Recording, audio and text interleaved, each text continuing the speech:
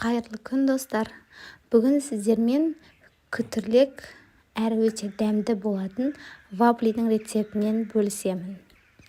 Міндетті түрде видеоны соңына дейін қараңыздар. Ең бірінші ыдысымызға жұмыртқамызды саламыз. Үстіне шекерімізді салып, жақсылап шекер ерігенше араластырамыз.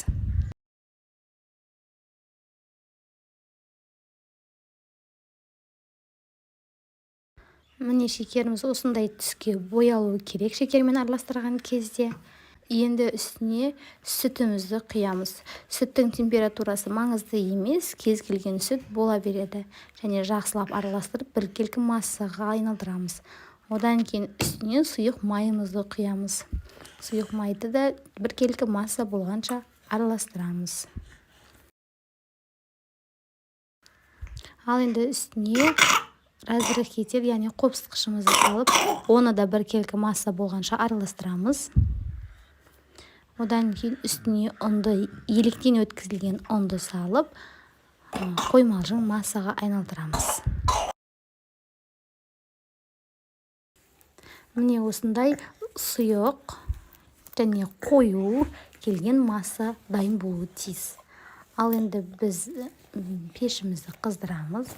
Оған вафлиміздің дайын болған сұйық ингредиентін құйып, бетін жауа отырып пісіріп аламыз. Міндетті түрде бетін ашып көруді ұмытпаңыздар, күйіп кетпесін. Міне осындай болып біздің вафлиміз дайын болады. Форманы өз қалауларыңыз бойынша дайындайсыздар. Мен дөңгелек формасын пайдаландым.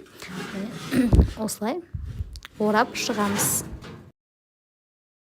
Орағаннан кейін сәл уақытқа кішкене ұстай тұрамыз, және ол өз формасында қатуы тиіс. Одан кейін біз осылай вафлилерімізді дайындаймыз. Мінекей біздің вафлиміздің барлығы дайын болды. Сіздер де жасап, күйеулеріңізді шайдың басында қуантыңыздар. Сіздермен болған Әйгерім Шынтемірқызы.